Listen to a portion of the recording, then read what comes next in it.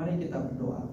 Tuhan, sebentar kami akan mendengar firman-Mu Tuhan. Kiranya Roh Kudus-Mu yang menuntun setiap kami di dalam setiap apa yang kami dengarkan.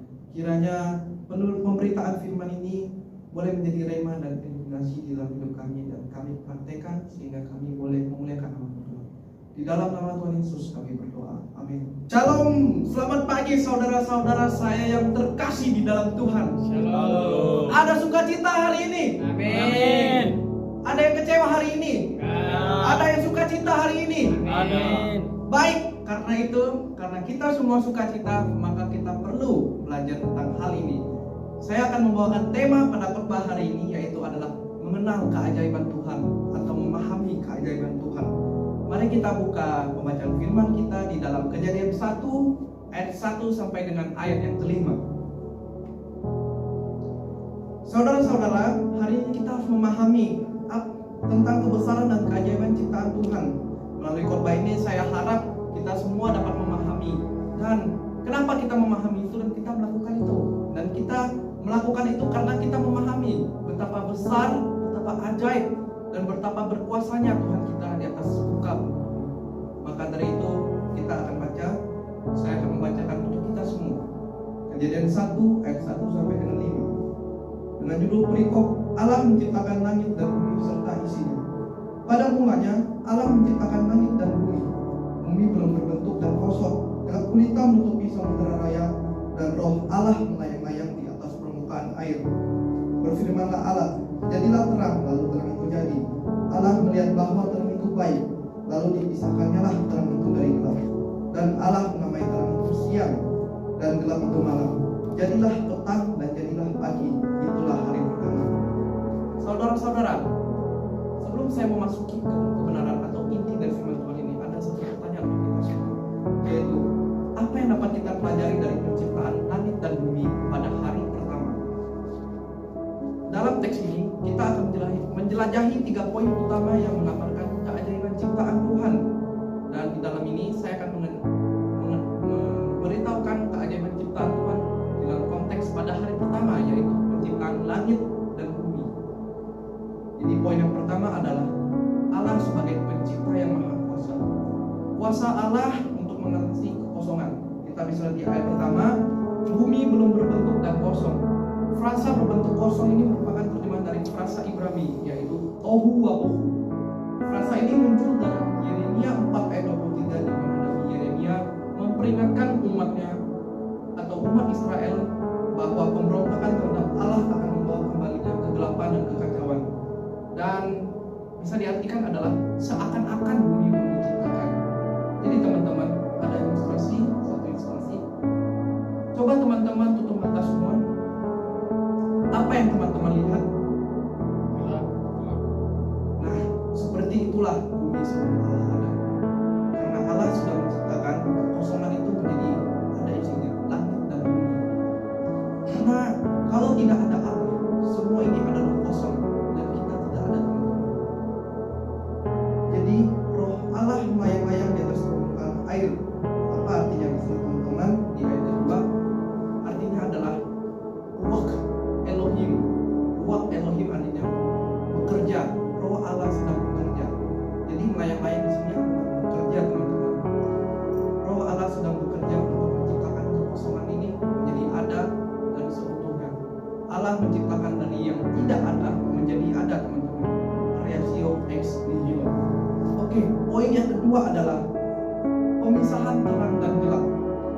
Di dalam ayat 3 Allah berfirman, jadilah terang. Dengan demikian kegelapan dan terang dipisahkan jadi malam dan siang. Dan Allah mengucapkan perintah dan unsur-unsur pada saat Dia menciptakan segala sesuatu. Di sini artinya apa, teman-teman? Allah memberikan otoritas pada dirinya sendiri, atau Allah mempunyai otoritas di dalam dirinya sendiri untuk menamai hal yang dari kekosongan itu menjadi ada. Dan terang dan gelap itu dinamai dengan, yaitu terang menjadi siang, gelap menjadi malam. Apa artinya, teman-teman? Di sini adalah Allah yang maha kuasa, yang mampu menciptakan segala sesuatu yang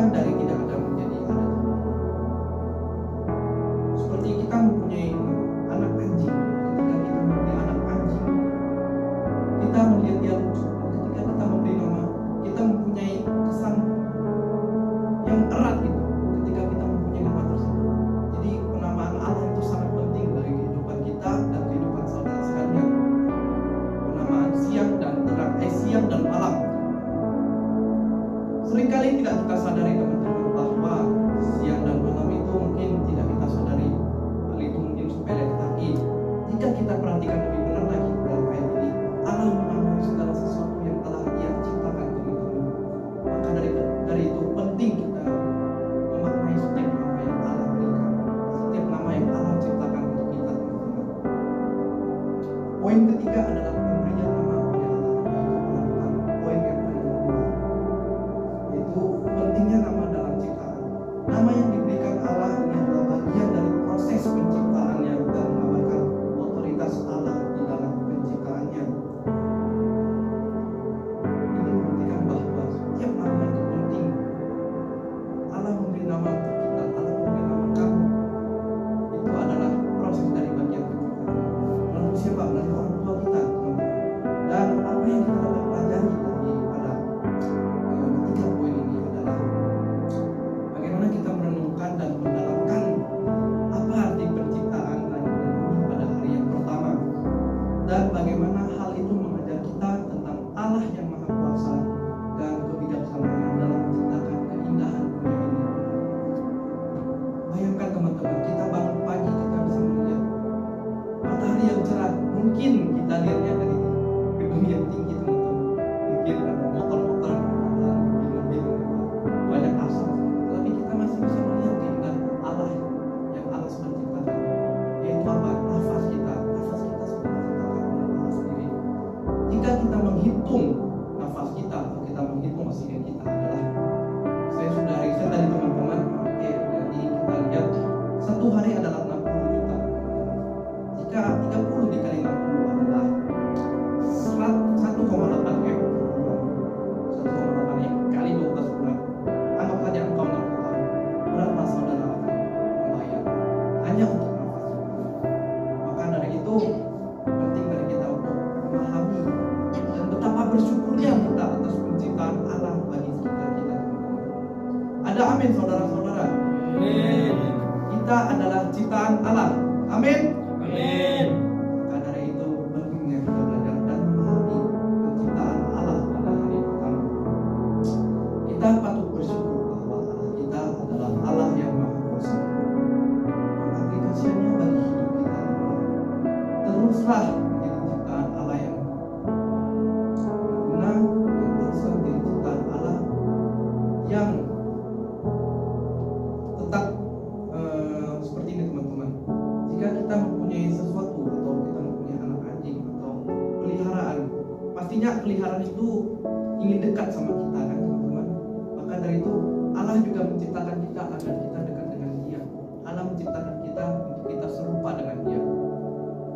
Bagaimana dengan itu? Kita yang pertama adalah membuat relasi dengan Allah atau membuat hubungan dengan Allah. Semakin engkau berhubungan dengan Allah, maka semakin itu juga hubungan itu erat. Maka engkau akan terkoneksi kau dan Allah ini sendiri. Melalui siapa? Yesus Kristus sang perantara kita. Yang kedua adalah berdoa dan membaca firman setiap hari. Saya tahu teman-teman ini terlihat membosankan dan terdengar membosankan, tetapi itu adalah hal basic yang perlu kita lakukan di dalam memahami ini, teman-teman. Setiap apa yang kita baca, kita sadar bahwa itu semua adalah ciptaan Allah yang Maha Kuasa. Yang ketiga adalah terus bertekun di dalam Tuhan, terus bertekun di dalam Allah. Bagaimana terus bertekun di dalam Allah? Lakukan kedua poin yang di atas. Jika kita tidak bertekun atau hanya kita melakukan sekali-sekali saja, sama saja engkau panas-panas saja. Hanya ikut tren, hanya ikut teman-teman, ikut tren di TikTok menjadi anak Tuhan. Tapi setelah hari selanjutnya engkau jadi anak setan lagi, teman-teman. Tidak, teman-teman. Terus tekun dan konsisten di dalam setiap apa yang kamu lakukan untuk Allah. Terima kasih teman-teman. Saya harap khotbah ini bukan saja hanya menjadi angin yang keluar dari telinga menjadi terus keluar dari kanan, tapi hiduplah firman. Maka dari itu firman itu akan hidup bagi Anda. Terima kasih Tuhan Yesus memberkati. Mari kita berdoa.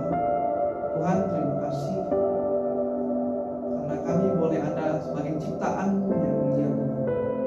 Ampuni kami Tuhan kalau kami mungkin tidak tekun dalam mengerti firman Tuhan, tapi kami tahu Tuhan sekarang kami sadar